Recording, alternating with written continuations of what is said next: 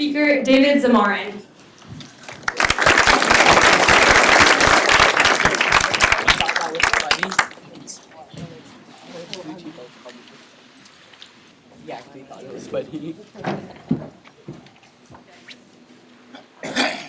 When you were just a toddler, the words that you probably heard the most, even though you don't remember them, had something to do with no, you can't do this, put that down, or stop it. You see, as kids, we're predisposed to a very pessimistic world.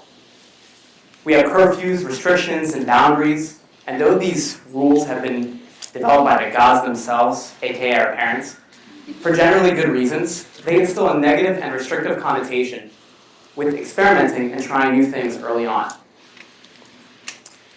As kids, we develop our prefrontal cortex throughout the first 2 decades of our lives. So it's kind of scary to think about how many times as kids we've been denied to do something. The prefrontal cortex is the part of the brain that is responsible for complex planning, decision-making, social behaviors, and acting with long-term goals in mind.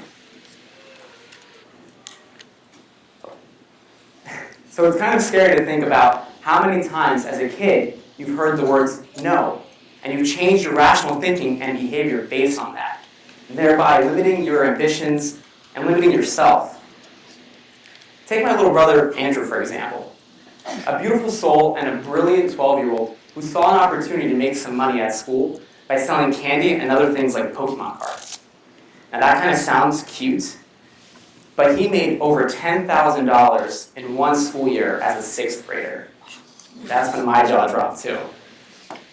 So by noticing that there weren't any vending machines that sold snacks, he asked my mom if he could go to BJ's or Costco and buy a bunch of candy wholesale and then sell it for a profit and then give her the money back for the cost. And towards the end of the 6th grade, the school faculty had found out, but they didn't just warn him, they actually threatened him with expulsion. And as you can imagine, my brother, who was an innocent 6th grader, was scared, so he stopped selling the candy. But it got a lot worse than that. You see, my brother is also an amazing painter. I don't even know how we're related because I can't draw stick figures. But he would draw these amazing beach sunset photos, and I gave him the idea that he should sell them on Etsy to make some money. Long story short, I didn't have a lot of time to help him out, so I helped him write a couple descriptions and told him to post it. And a few weeks later, I wanted to be nice, I went online and tried to buy the paintings anonymously to make him feel good. But I actually didn't notice any history of the post. And I didn't notice any history of any profile either. So I called him and I asked him, hey, did you sell the painting? And he told me he hadn't. So I was a little confused. And I asked him, okay, so did you post it? Where's the link? I know someone who wants to buy it. Can you send it to me? And he told me that he had actually never posted the painting because he saw that Etsy's guidelines said that you could get in trouble if you were underage.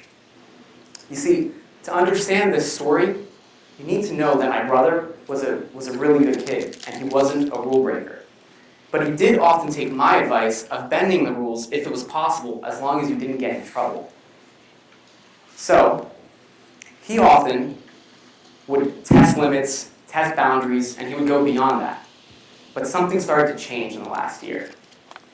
My brother is a really good kid, but his whole mentality changed after he felt scared from being threatened of expulsion, even though there wasn't any rule against what he was doing. So I'm not standing up here and telling you to break the rules, but I am telling you that the world evolves, and rules evolve too. So, if no one's ever testing any boundaries, then the rules will never change. So that's what it means to achieve new heights, to do something so profound that the rules have to change. So let's take me, for example. I'm no different than many of you in this room. A few years ago, I was in high school, and I started my first business. And I often get asked how I had the confidence to start a business at such a young age. But the reality is that I learned something very valuable early on. I learned that we all make mistakes, because we're all human. And the thing is that I wanted to learn from other people's mistakes. So there was one thing that I learned that was crucial about mentorship, and that is that I wanted to learn from the people that I looked up to. So I took a bunch of free internships, I did a bunch of networking events, and I just wanted to learn from these people that I thought were gods. And that's when I realized that you need to always go beyond and above what's expected. You need to understand that rules are meant to change. And I wanted to learn from people that had twice my age and twice the mistakes that I had made. When I was growing up, my mom told me a saying that smart people learn from their own mistakes. Smarter people learn from others' mistakes, while fools, of course, never learn at all. And this was really easy for me to understand as a mentality because I watched my parents growing up. And they got divorced when I was 2. And my mom pushed a lot of education on me, while my dad pushed a lot of business, and he took me to business meetings, and I got a lot of exposure because of him. But the one thing that I learned, and the first time I really learned about mentorship, was during my freshman year of high school. That's when I joined a youth entrepreneurship program that brought in new mentors in every week. And this program completely changed my life, because that's when I found out about my passion for entrepreneurship. And more importantly, those early on mentors, they're the reason why I had the confidence to start the first business. They encouraged me to start the business of cleaning shoes. And I wasn't really happy about that because, let's be honest, who wants to clean shoes? But I'm really glad that I got the encouragement that I needed as a 15-year-old to start that business, because that business led me to my first exit and led me to starting DetraPel. So what is DetraPel? At DetraPel, we make revolutionary protective coatings. Simply put, when you apply some of our stuff on your favorite belongings, when liquids come in contact, they just beat up and roll right off like magic. And what's unique about DetraPel is our revolutionary non-toxic ingredients. We use safe nanotechnology in order to create these really cool effects without harming yourself or anyone that you love.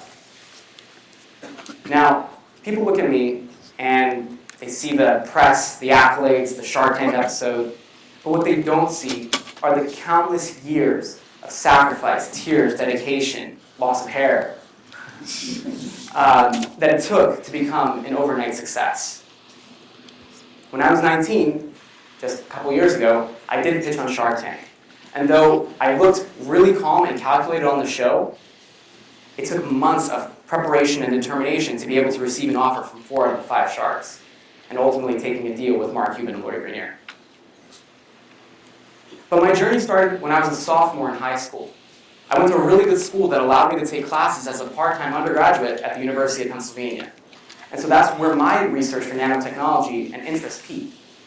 I reached out to PhDs, faculty, students, and anyone I could to learn about how to make a coating that could be applied to anything and repel anything without the use of harmful suits, respirator masks, and other things that you needed with the other competitive products. But I was constantly told no.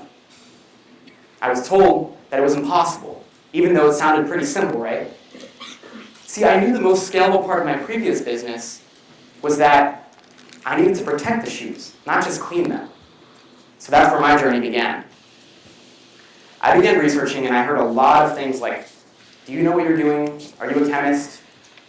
You're in high school, right? And so I started to realize that people were not going to believe in me. And my favorite quote that I heard was, you're in high school, do you even know how to use a microscope? The point is that some of these challenges were real and present.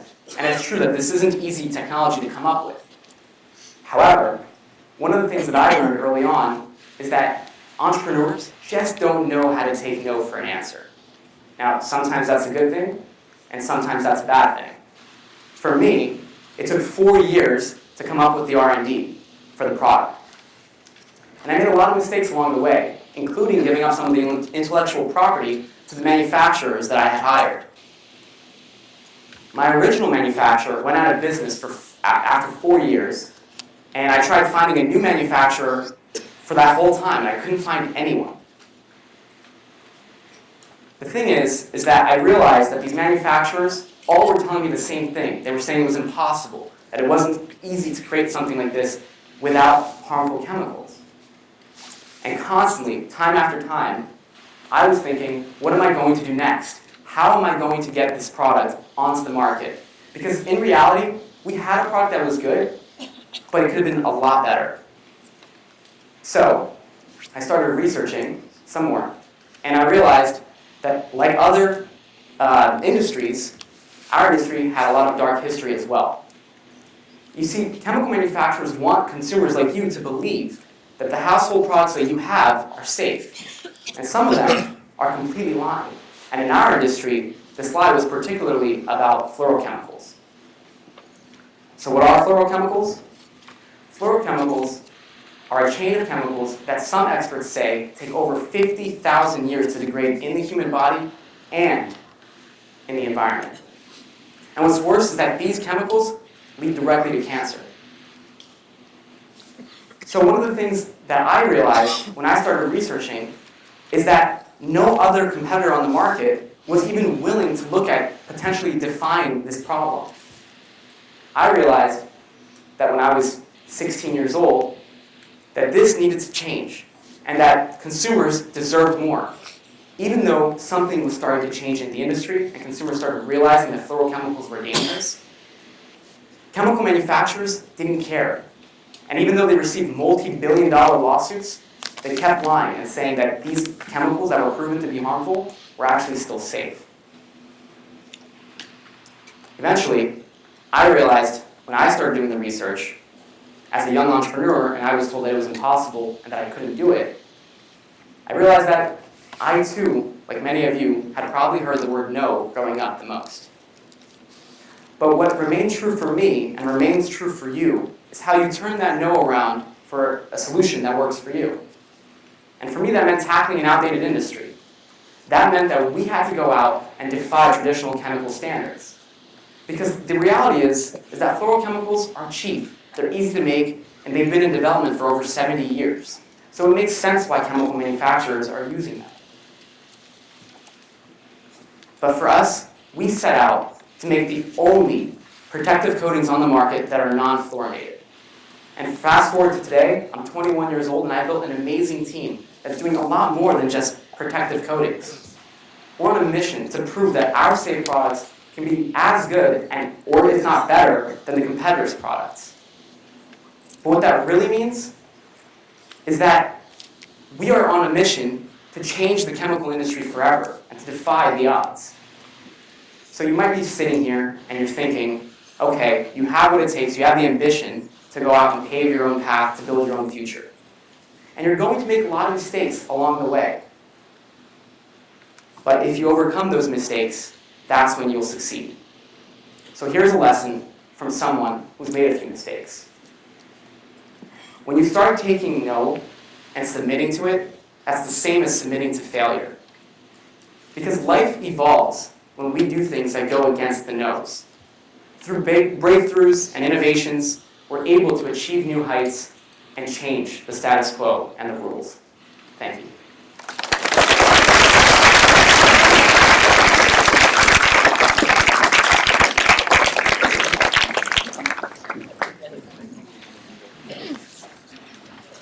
Thank you so much, David, for that inspiring speech. Now the question is, who is our next speaker? You just said it, Mikey. Our next speaker